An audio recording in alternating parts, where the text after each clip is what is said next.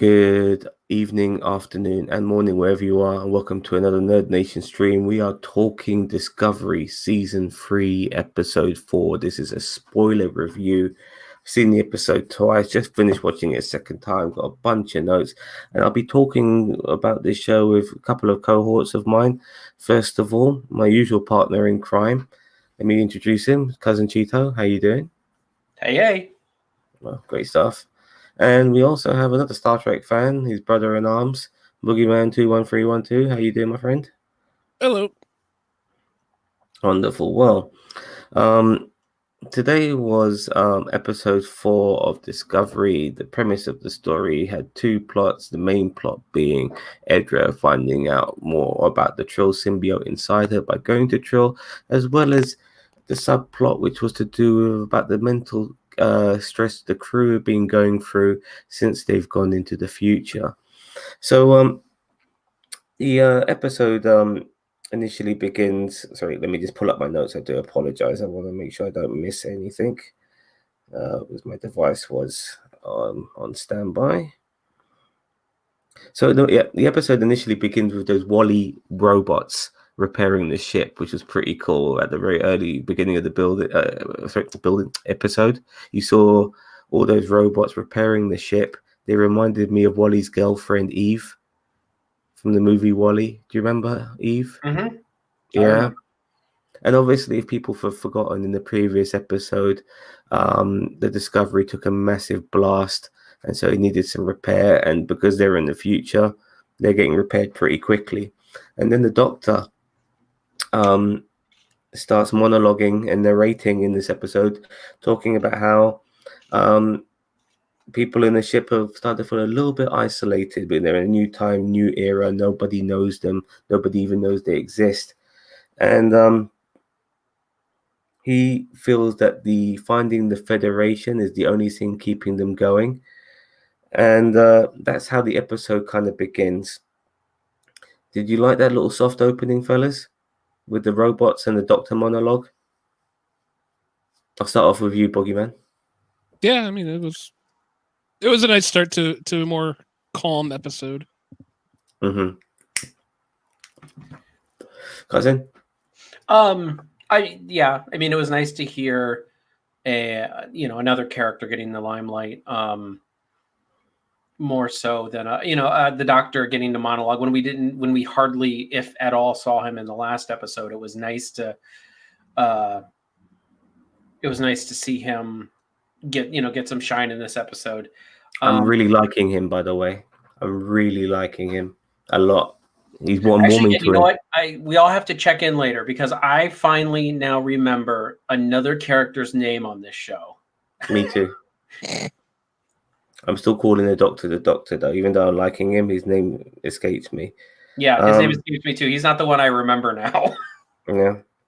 So Edra, the new character in the show, the young girl with the short hair, she has a Trill symbiote inside her, and it holds the memories of one of the Starfleet officers who was also a Trill, who sent a message which was intercepted by Michael Burnham.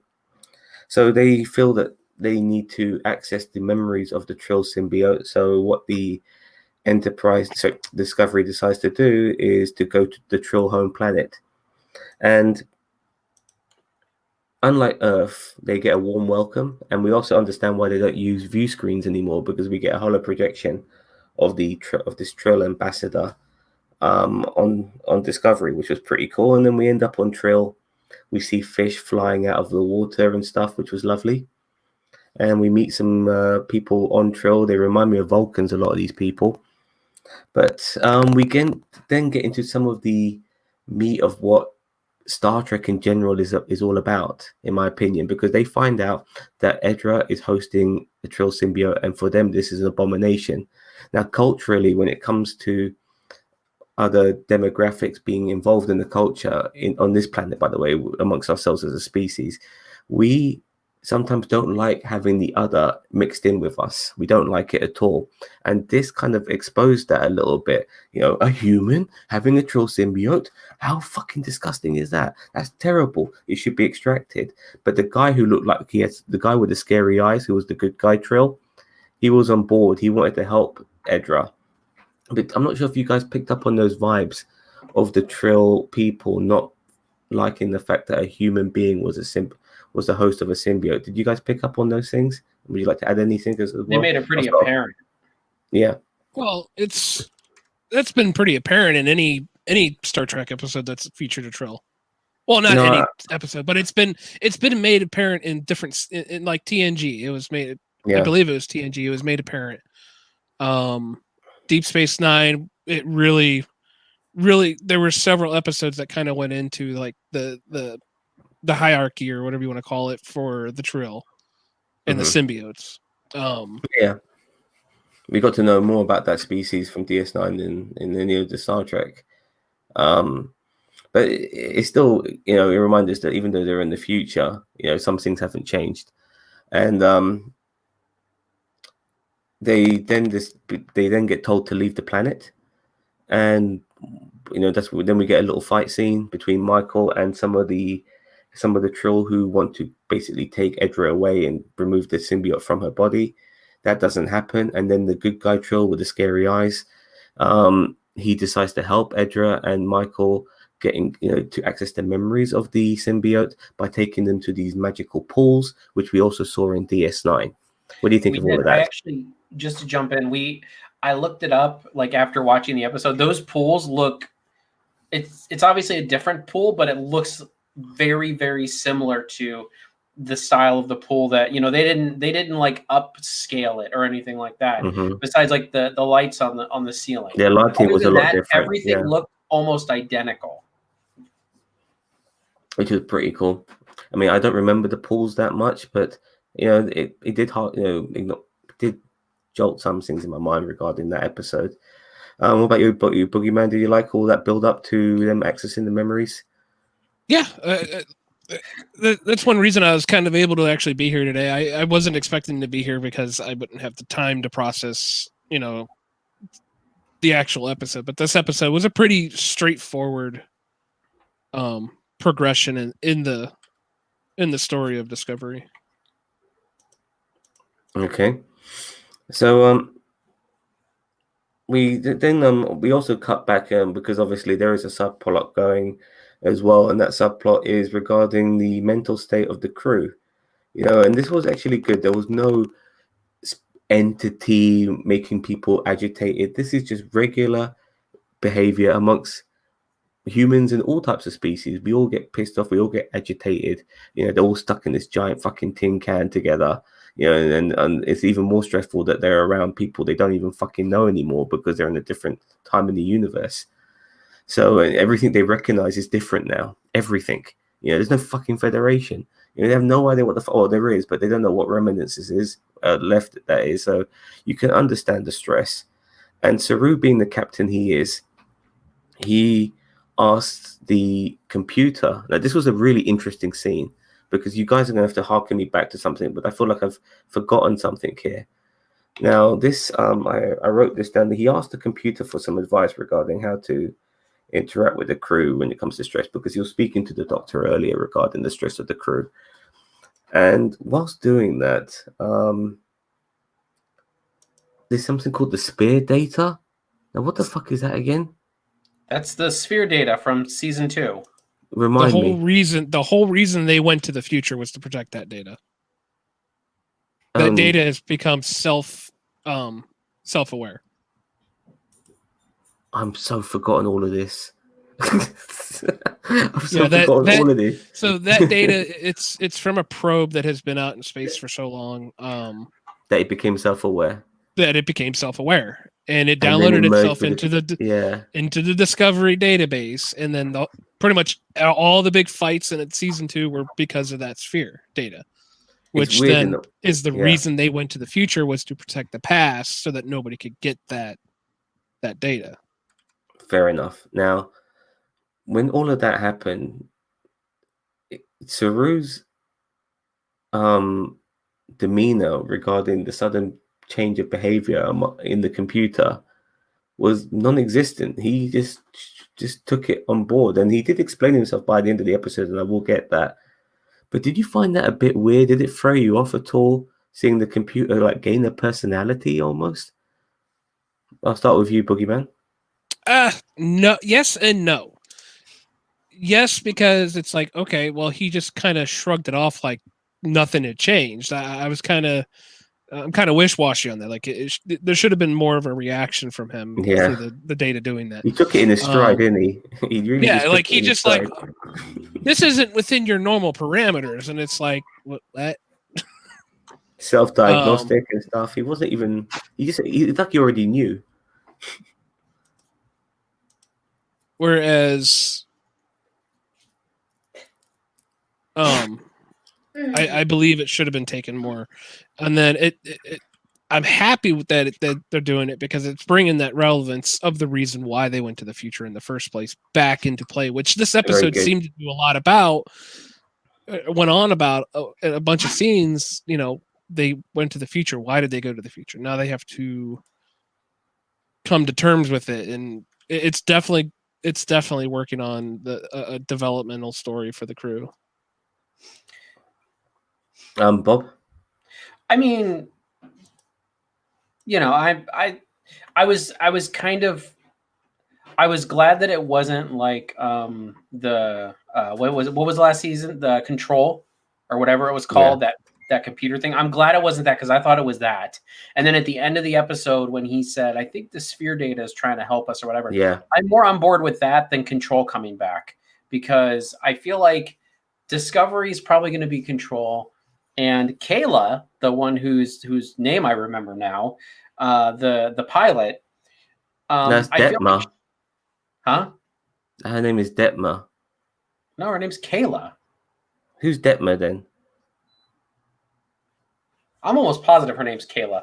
I'll check. Anyway, okay. So I feel like maybe Control is in Kayla's stuff, but then the sphere data is obviously in Discovery. So I feel like that's going to be, I don't know. I mean, I'm hoping Control doesn't come back. I kind of want to leave that in season 2. I don't think it is. I think we've moved on from that.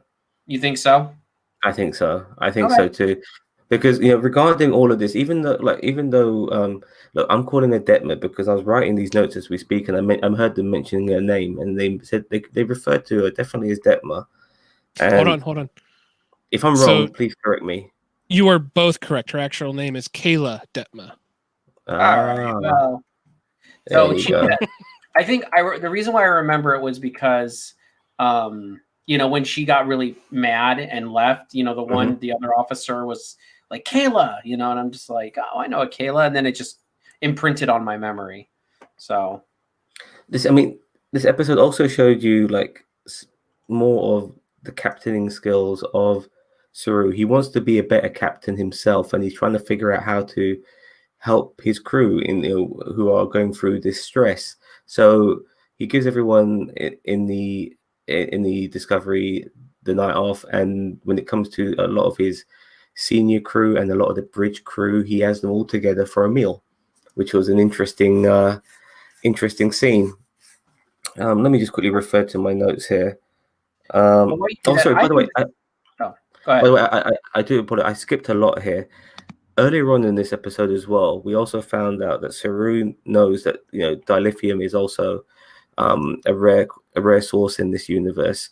So he's telling Stamets that you have to figure out a way of using the spore drive without using yourself. We need to figure out another way. We're 1,000 years in the future. We can find some tech and figure out a different way. And you ask Tilly for help.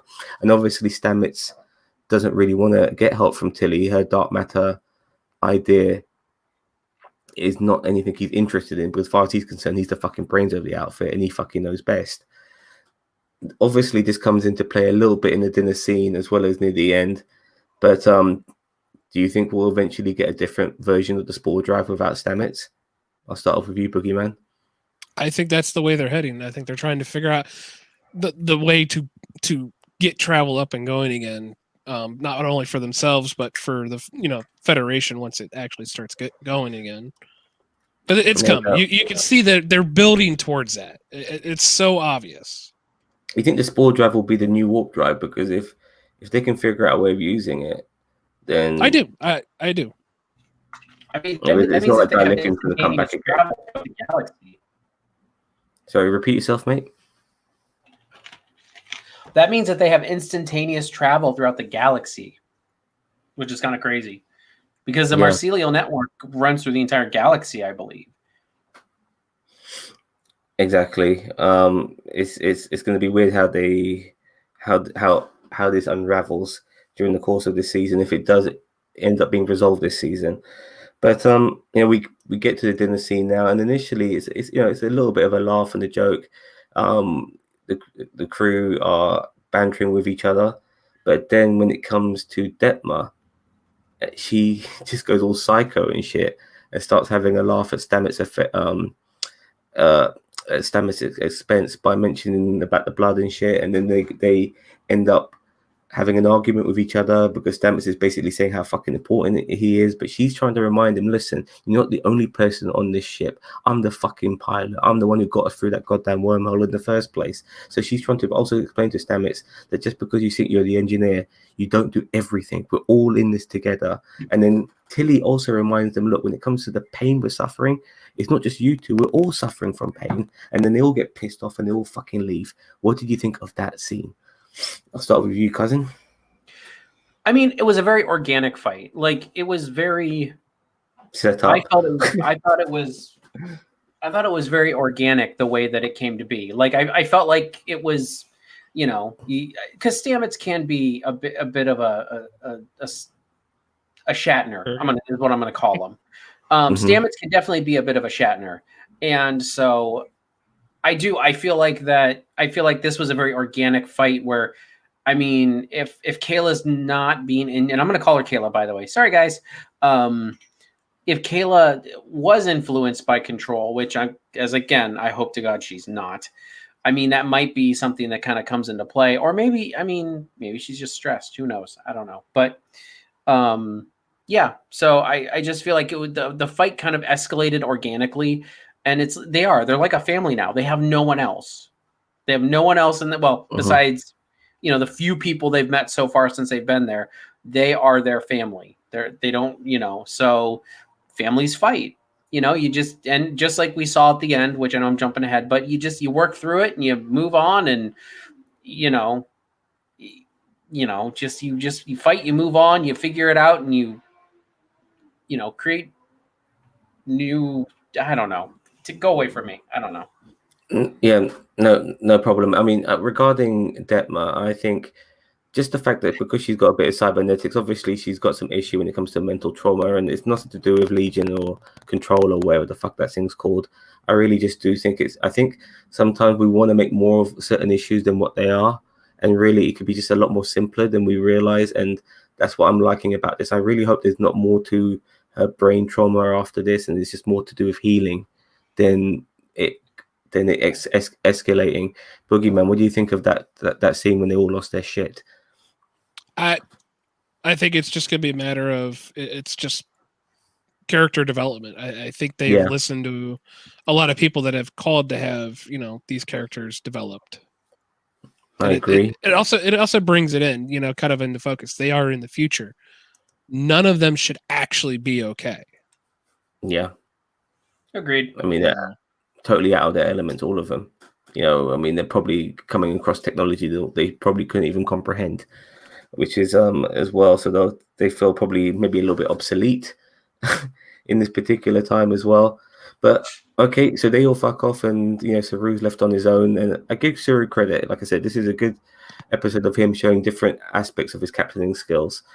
But we then go back to the pools. The bad guy trolls, well, not really bad guy trolls, but I'm calling them bad guy trolls. They come along.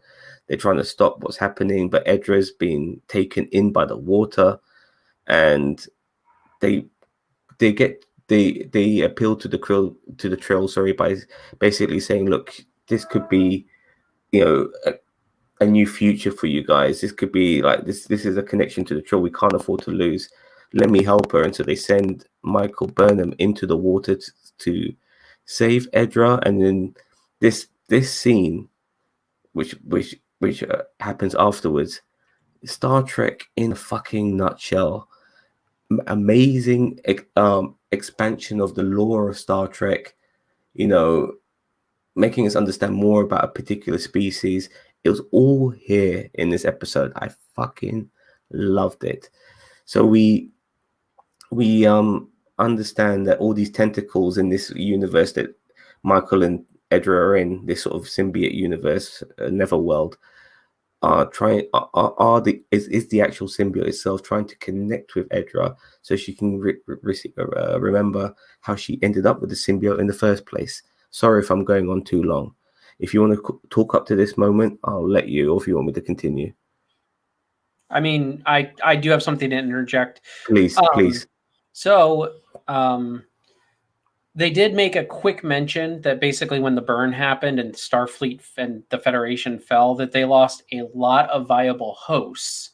So it's, not only did they lose a ton of symbiotes, but they also lost like tons of viable hosts for those, and that's why the one guy in the red, the Crazy Eyes, is what we're going to call him. That's why he said this might be an avenue for the salvation of our people, because how can this trill symbiote be joined to a human? Like, maybe there's other races that can be compatible and we can still continue on, because not every trill host, or not every trill can host a symbiote. Although I feel like there was a DS9 episode where they said that 97 or 6% of their population could be a host. They just they uncovered a scandal where it's like, but we don't want that because we don't want everybody trying to, trying it to would throw it into chaos. Yeah, it would be chaos and yada yada. So there's more hosts than there are symbiotes. Yes, and I believe it was 2 episodes actually. I believe it was a part 1 and part 2 to that. No, might have been. I just remember them being on Trill for a long time, and Jadzia was having a rough time with her symbiote, and they uncovered that whole scandal. Well, Boogeyman, you got anything to interject with before I continue? Kind of focusing on the same point that he brought up about like, a large population, or a large group of our population was lost during the burn. I think they forgot about those episodes from DS9. Like, I honestly think they forgot a lot of things about their history. Like, because that was a pretty big twist when it came to like Dax. Yeah, we've got 1,000 years of evolution going on here, so maybe things have changed.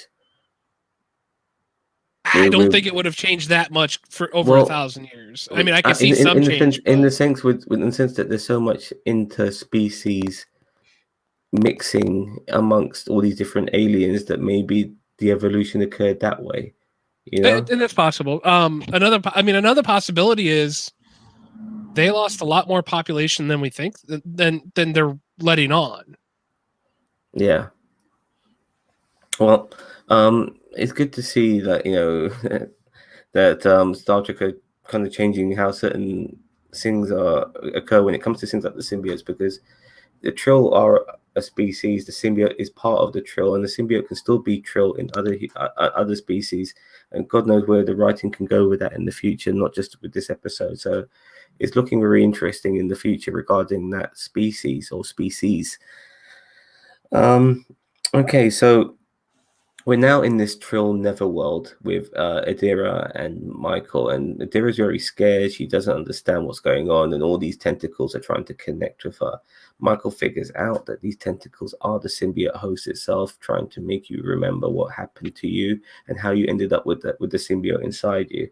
So once these tentacles connect with Adira, we then see how she ended up being where she is. First of all, we see her partner, who was this young man who ended up being who was a Trill, who ended up having the symbiote of the previous Trill, who was the person who sent the message, which was intercepted by Michael Burnham. Are you guys with me so far? Wait, say that part about the message again. Okay, Michael Burnham in one of the previous episodes of this season received a message from a Starfleet officer who she found out was a Trill officer. No, I know that. No, did you say the boyfriend was the? The boyfriend was the host of that officer's symbiote. Okay, okay. The way you said that sounded weird, and it didn't sound like you were saying that you were saying the boy was the one that sent the message. No, the boy. So I was like, wait a minute, what? Yeah. So so he's about to be going for her memories begin with him just before the surgery process of receiving the symbiote, and she's wondering if he'll be a different person, and then we see him after the surgery, and he's already playing a cello, and he looks a little bit more mature with his demeanor. A little bit, he looks like somebody who's very well. He's got an eye on things, and she sees a difference in him.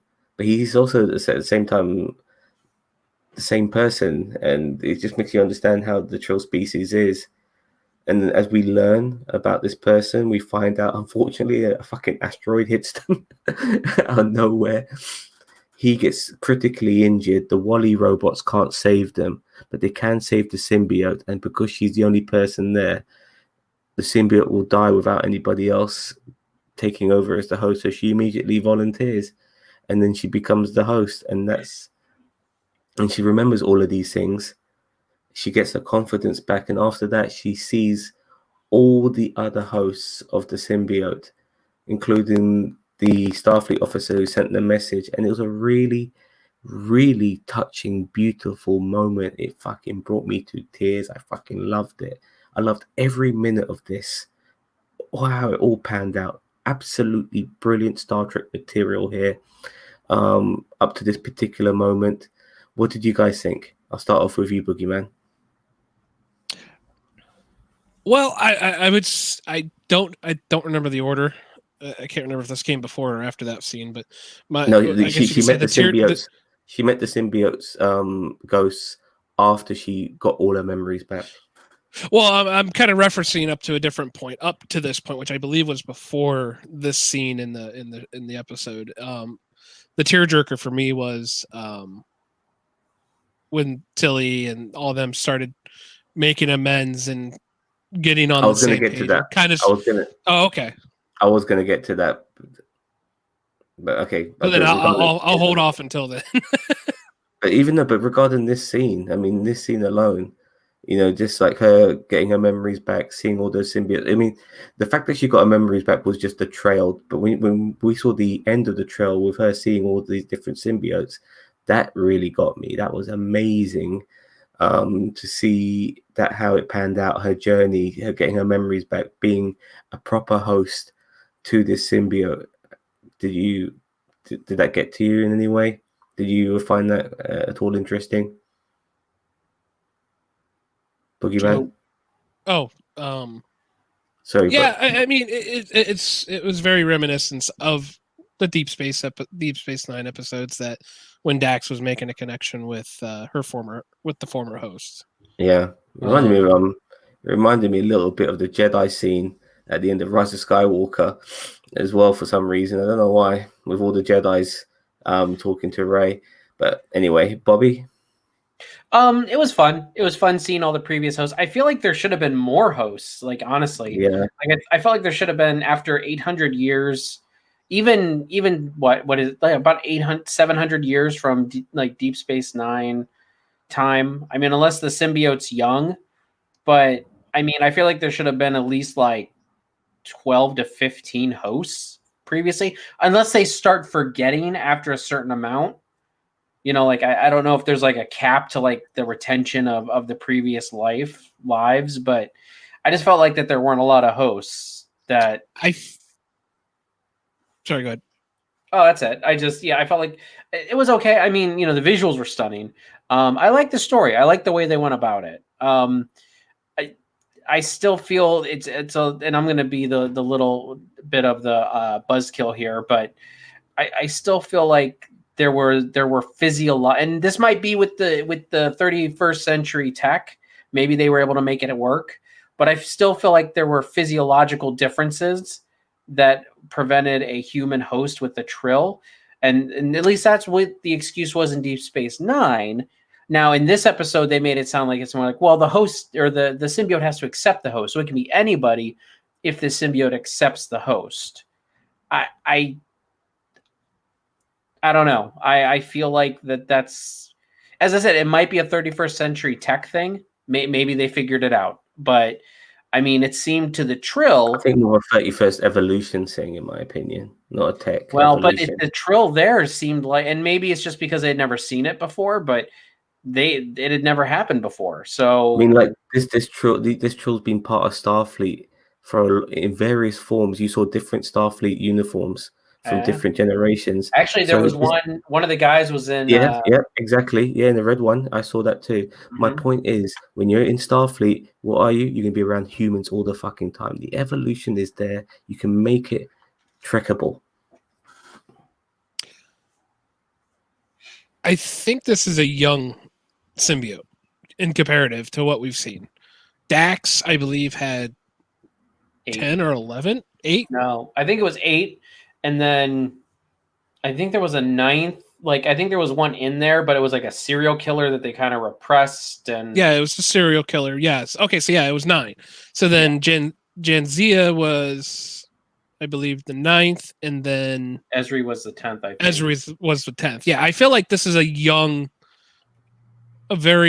I wouldn't say very young, but I feel like this is a young symbiote, because you got to figure, how many were there? 6 before? Hold on, I'm looking it up now. So 1, 2, I believe it was 6 total, which makes the new girl 7, but her boyfriend was a very, very short-lived host. So in reality, we're looking at, 6 generations or less for the symbiote, which honestly, I was kind of hoping it was Dax. I was really hoping it was going to turn into Dax. See, I thought that would have been too much, honestly. I was the same thing. It's like, it would have been too much, but at the same time, it's like one of those. It's gonna be Dax. It was Dal, innit? I mean, they already mentioned the symbiote's name as Dal. So yeah, there were.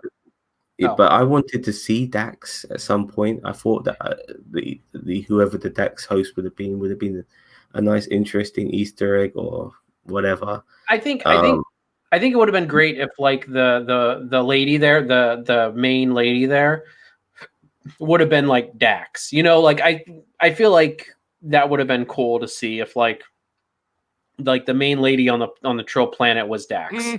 And I guarantee you as well that if Dax doesn't show up this season, because the Trill are playing a part this season. So if Dax doesn't show up this season, then I think they'll definitely throw her in or him in next season for sure, because it's something they can't miss out on. It's a really good way of connecting the past to the future with the Dax symbiote. But we get Adira and Michael coming out of the pools. Hold on, before we move on, but I just thought of something. So yeah.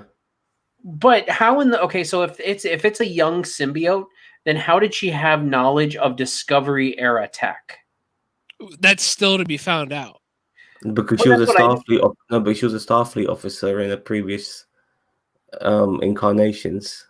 No, he brings up a good point about that, because I even thought about that. Discovery era tech, because I mean, symbiote, like, even if it was somebody from the 29th, 28th century, they still would have a hard time working with technology. Possibly, like, they wouldn't know it by sight. No, but one of them was only maybe like 150 years, because one of them was wearing the Starfleet uniform, was the same as in Picard.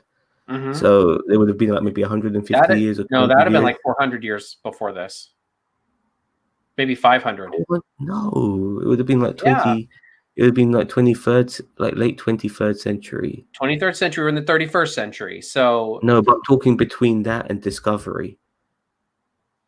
Yeah, there's only like 100 years, but that's what I'm saying. Like the timeline of the symbiote's not matching up, because there has to be more hosts, and maybe those are, like, as I said, maybe they have a limit of how much they can retain, and they just eventually start losing the previous, like, older hosts as they kind of fall off. But it just doesn't make sense there only being that many hosts, and yet you would have somebody who was from, Disco era Trek. So real quick, I kind of want to go back here just a second about the whole Dax symbiote and the head of the planet. honestly, with the way she acted when they first showed up, do you know that she couldn't be a Dax? Yeah, if anybody could be a Dax, it'd be the one guy that helped them. Yeah, you're probably right. I could definitely see him in a future episode going, I have a secret to tell you. I am a holder. I am a host as well to the one known as Dax. I could see something like that. Yeah, it would be interesting. I wouldn't mind that, I guess, because as long as we get Dax back in any form, I just want to see Dax. I think it's. I just want. I'm really in it now. I think they have to do it. I think that's the fan service they need to do. If not this season, then definitely next. What was her symbiote's name? Dax. Dax is the name of the symbiote. No. Dal. Something like that. I'm getting to that now. So she leaves the pools, and now she knows who she is. She gets all the memories have been restored, and then the trill leader asks her, "So what is your name?" And she says, "I am this of Dal, that of Dal, Senate Dal," which was the Dal who sent the message intercepted by Burnham. And then she says her name, Adira Dal. I mean, she mentions all the previous hosts she can remember, and there's a different demeanor in her. You know, she's finding a new purpose in life, and the trill are more accepting, and their minds have been broadened by this experience. You know, symbiotes can now, it's been proven, can now be successful in other hosts, not just the trill species, which opens the doors, as I said earlier, for all types of things in the future when it comes to the writing of Star Trek, which will be interesting. So that was a very nice moment, very powerful moment. This is another element in Star Trek TV show making that we don't always see. It's not necessarily about the diplomacy and stuff like that. It's about the emotions and the lore building and the character development and the expansion of where we are. That's very much Star Trek too. And once again, Discovery has shown us another side to Star Trek this season, and I fucking love it. Now, I'm going to get back to what you want to talk about, Boogeyman. So we're back on Discovery now, and Tilly comes in talking to Saru, and basically she gives a nice little pep talk to Saru, just reminding him, look, we appreciate what you do for us as a captain. We're behind you. And because even Saru as a captain needs to hear some signs of encouragement from the people under him. And he got that from Tilly. And then straight after that, very conveniently, Stamets comes in. And her and Tilly make up, and he's willing to hear Tilly's ideas using dark matter. Detmer and Stamets later on at the movie night hug it out. Detmer herself goes to see the doctor, basically saying, look, I do have a problem. I do have some issues. Maybe we should talk about it. The doctor obviously is going to be doing a Counselor Troy role by the looks of things. So not only is he going to be a medical doctor, he looks like he's going to be a shrink as well. So, the Discovery crew are basically willing to mend each other and help each other. This is the bit you wanted to talk about the most, Boogeyman. Here you go. What do you think of all these scenes? I just that was the tearjerker part for me. It was? Yeah, like seeing the crew actually starting to kind of come to terms with stuff and being able to, start hopefully move forward. And I don't know why, but it just was. I had no problem with them making amends, but it felt very conveniently wrapped up how it was. Like Stamets just walks in. Yeah, I think you're cool. I mean, personally, I think at some point Detmer should have been the one to owe an olive branch, because even though Stamets might be an asshole, joking about him dying is not fucking funny. Yeah, not funny at all. And she kind of got the ball rolling a little bit when it came to all the bad blood anyway amongst the crew before they had to heal each other. So some of the way they kind of conveniently made amends didn't feel organic enough for me.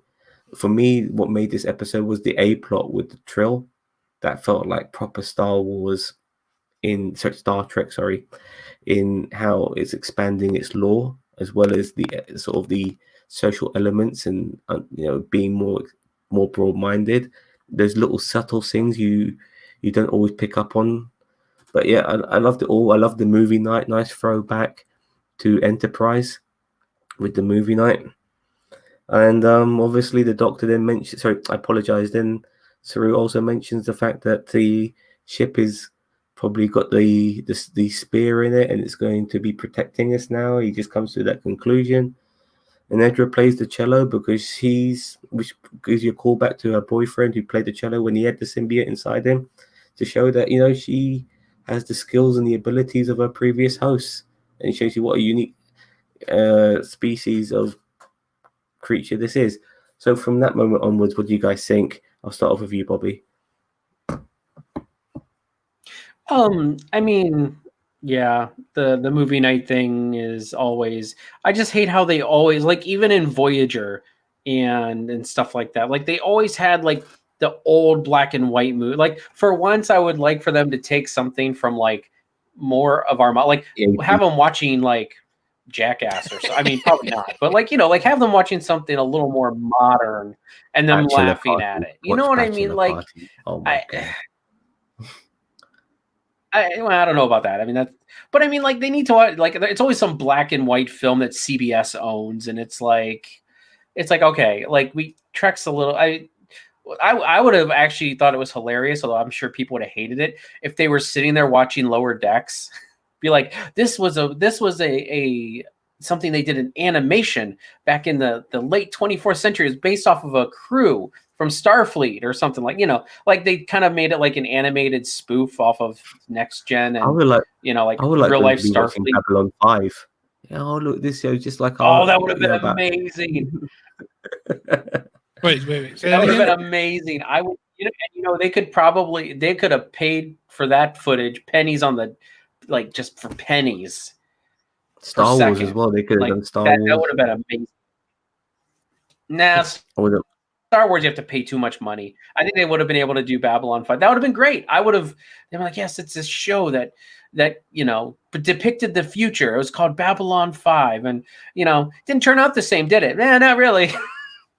They're from the Trek universe. Like Paramount has Raiders of the Lost Ark as well, I believe, and the Indiana Jones trilogy, and as well as so they could have shown one of those. Yeah, but yeah, they always have to show some black and white shit. But yeah.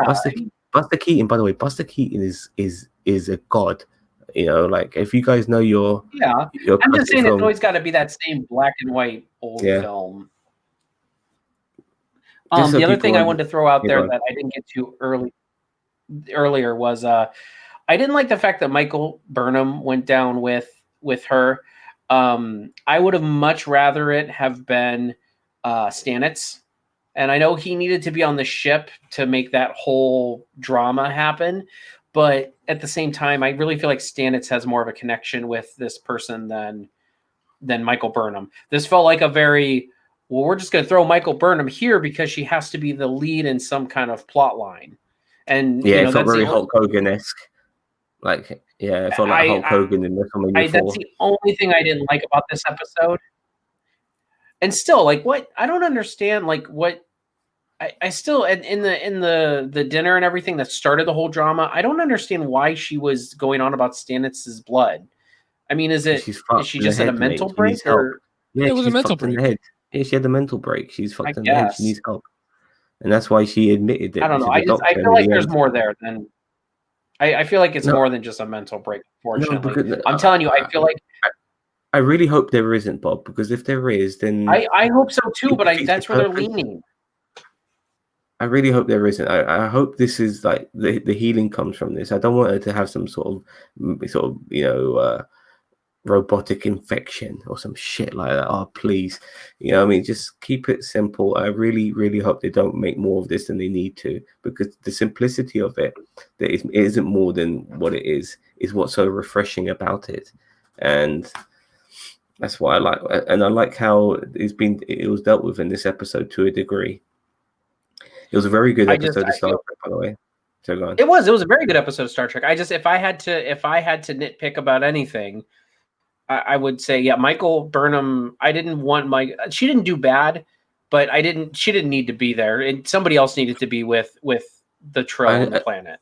I don't mind it too much because I mean obviously somebody had to be there, but I just felt Michael was us in that scenario. Like she represented our perspective of what's happening to somebody else and watching it. Stamets could have been that too. Yeah, Stamets could have done that too, but when it came to this whole fact that Stamets is not the bee's knees and the be all and end all, he needed to know that himself. And I appreciate the fact that he experienced the fact that he's not the only element of this ship that runs it. There's a lot of it, and he needed to know that. So I'm fine with him staying on the ship and learning that lesson. So, but once again, I'm sorry, but Boogeyman, you got anything to interject with? Anything you'd like to add up to the end of the show? I think she needed to be there, honestly, because just like the guy coming up and wanting to, take the symbiote. I think literally that is like the main element that she had to be there for, at least from a writing position, I believe, because like who else would have handled that like that? Yeah, I agree. I mean, she's the security officer. No, you're absolutely right. When it came to dealing with a high pressure situation, you need a field officer, and Stamets is an engineer. Yeah, and this is also why Michael Burnham went there, because honestly, I don't think Stamets would have been able to handle the situation as well as Michael Burnham. Or the Trill, one of her former hosts, was a martial artist or something like that, and like she just naturally just. No, but when it came to those Trills trying to take him back and rip the fucking symbiote out of her, Michael Burnham dealt with him in the only way she could. Stamets would have been fucked in that situation. They both would have. That's what I'm saying. That's why the Trill, maybe she was like in one of her previous lives or previous hosts was like very good at combat. So just all of a sudden when they pulled the blades out and they were, putting her in the back of the corner, one of those previous hosts, because she couldn't call on those memories and those skills, but like probably when push came to shove, naturally she could probably do it. So I know it. I know Michael, but it's okay. I'm not defending my point. I just, me, I hate it when they interject Michael into every single A line plot. Mm-hmm. Now, since season 3 has begun, I have been very impressed. The first episode was a great way to start the show. It wasn't, stereotypical Star Trek episode, but since that episode 2, 3, and 4 have been in its own way, and as I said before, the way they've kind of blurred the lines now, they're making these sort of episodic style episodes serialized. They've got that balance really right, and it's really clever how they're pulling it off this season. They've done it again. And I'm very much looking forward now to the next episode. Did you guys see the trailers for the next episode? Yeah, I'm kind of psyched for the next episode. Now we see go ahead. What's his face? We see what's his face from The Mummy and Resident Evil and Deuce Bigelow. That guy. Ooh. He's the actor who was like the Starfleet. He looked like the sort of Starfleet admiral. That actor you see in the trailer. He's from The Mummy. He's from The Mummy, from Mummy Returns. He's in a couple of the Resident Evil movies, and he's also the male prostitute in Deuce Bigelow. I'd have to go back and look. Yeah, I gotta watch that again to see. Anyway, that's the actor, by the way. But the point is that it looks like they found Starfleet, but I have a feeling it's Starfleet, but not as we know it, Jim. I think it's going to be a more militarized Starfleet, which. Oh, I completely agree with the way they show those next episode. Well, and I also feel like, because Starfleet left on his own is more militaristic, whereas the Federation always kept Starfleet in check, because we saw what happened during the Dominion War. When Starfleet was pushed up against the wall in the war, the Federation, the Starfleet started overhauling security and everything like that, and the Federation didn't like it, but it was necessary in that type of war that they were losing. So I have no doubt that they are going to be more militaristic. And I mean, it's going to kind of like Earth is right now in this timeline. Earth is more isolationist. I'm pretty sure Starfleet now is going to be his own thing, and it's going to be militaristic. Now,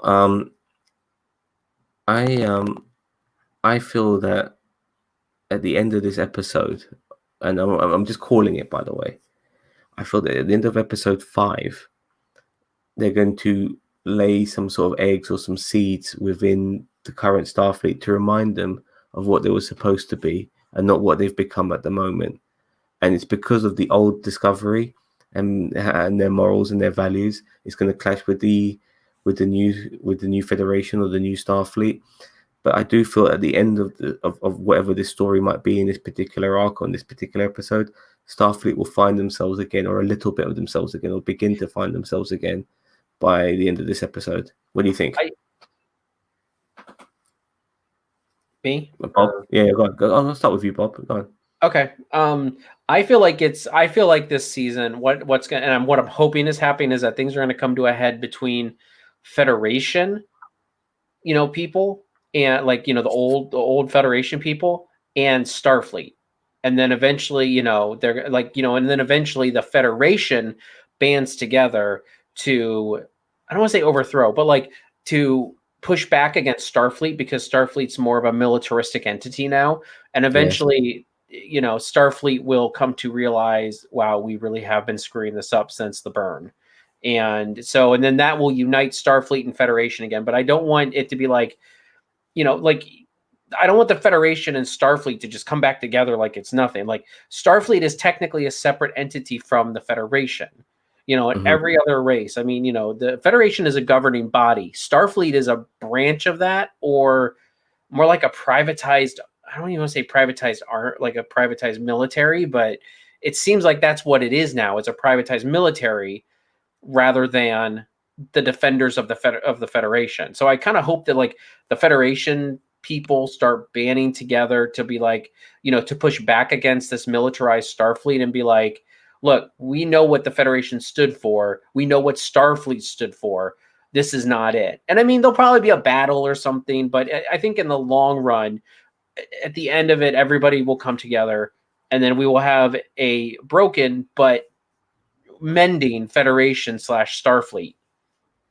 That's my hope. Boogeyman, before I get to you, I just want to quickly add that I do feel that with the trailblazing that Discovery has done in the last 3 episodes of this 4-episode arc so far, that they've left so many, they've left their influence all over the galaxy. In that planet in episode 2, what they've done with Earth in episode 3, and now the Trill at the end of this episode said that they'll be happily, the next time they meet, they'll be happy to join Starfleet. They are doing something quite unique, and I feel they're going to leave they're almost going to be like legendary status in this amongst the stars. This ship that does all this healing and brings people together. And I somehow feel that might affect the current Starfleet as well. They're going to come to loggerheads. Boogeyman, what do you think of this upcoming episode? What do you think is going to happen? Do you think my idea that at the end of this episode, the seeds would have been laid for Starfleet to go to a better place if they are more militaristic? Possibly. I think my brother's more. I think what he's saying is going to be more along the lines of what happens. I don't think it's going to be at the end of the next episode, but I do see something happening throughout, by the end of the season with the Federation and Starfleet. And, I have a feeling by the end of this season, we're going to see a new Federation basis formed to lead us into the next season. Yeah. Well, the Enterprise is the flagship for the Federation. Do you think we'll see a new Enterprise? Well, is it the Enterprise that is the flagship, or is it just that ship just happened, that ship and Captain Picard just happened to be the best? Well, I look at Enterprise as the flagship of the Federation or Starfleet, simply because it was the first ship when it came in. That's been stated by the show Enterprise, Star Trek Enterprise. So if they were ever going to create a fleet of ships, one of them would always have to be the Enterprise, surely. So if that's the case, will we see an Enterprise of the future at some point in this show? Possibly. Bob, you like the sound of that? Do you think it's a possibility? I just came up with it on a whim. I think so. I mean, I think we might see another Enterprise flying around there. You never know. As long as it's not the focal point, because I'm liking what I'm seeing from Discovery at the moment, and I'm thoroughly enjoying the show. I think the haters need to stop hating on this show now. I can totally understand with 1 and 2, but if you can't see what they're doing with episode 3, with season 3, the good they're doing with this show, and how smart the writing has been, really good writing in doing the episodic format serialized. I mean, they've really pulled it off, as I said before. So there's a lot of appreciation for it now. This is no longer a crap show. I hope this show gets a 7-season arc. I really do, like all the previous ones, apart from Enterprise, obviously. So I'm loving what I'm getting from this. I want more. I can't wait for the next episode. It's fantastic. It's Star Trek, baby. I'm so happy. Bobby, Boogeyman, you got anything to add to that regarding this season so far? Are you very happy with it so far, Boogeyman? Yeah, I'm happy with the way they're going with this. There's definitely, like I said at the beginning of the season, there's definitely a lot of good potential, and they seem to be capitalizing on that good potential for this season. Yeah, I agree with you, man. I think that they're capitalizing on the potential that this has. I mean, it's best case scenario for them going in the future. Like, the worst thing they could have done is just go into the future and and you're like you said, Sam, and just be like, be there for a couple episodes and then go back. But I'm glad they didn't. I'm so Agents happy to of be proven did wrong. that, and I hated it. Yeah, totally. I also feel that this could be where Star Trek will start being now from now onwards, in the, excuse the pun, from the future, because we're not too long from when Zephyr and Cofran is supposed to be flying that spaceship. So let's just jump ahead a bit and start from a different period and continue Star Trek from there. And I think maybe 1,000 years from now sounds like a good idea. Would you like all Star Trek from now onwards to be from this period? Are you guys cool with that? I still want some stuff post Nemesis, but I don't mind them doing some stuff in this time period, because there's such a dynamic change, and there's such a, and it's so different that I think that they can do a lot there. But Strange New Worlds, I forgot about that. That's not obvious. Yeah, Strange New Worlds is coming out too. So, and I'm excited for that, just because I like the actor who plays Pike in number 1. And we're still getting more Lower Decks, and there's also that other show as well with a cartoon version of Janeway. So it's on Nickelodeon. I'm gonna give it a shot, see how it is. If it has to, even if it's kiddish, it has to play to Star Trek values, like Lower Decks did. And if it can do that, and like what Discovery is doing now this season, and if it can do that, then I'm happy. As long as it's got the innards of what makes Star Trek, and it doesn't matter how they display it. Lower Decks has shown that you can have something totally different to what Star Trek is, but still be Star Trek. Okay, so I'm pretty much done. I think we've been talking about this for an hour. Have you guys got anything more to say? Floor is yours. Start with you, Cousin Chio. No, I'm good. This episode's completed. Don't forget to check out our Highly Illogical podcast this weekend, where we talk about all of the doctors of Star Trek's past and maybe future. And present. And I mean, if you're looking for any gaming information, me and my girlfriend Daydreamer, we do gaming over on my channel, Milk Toast Gaming.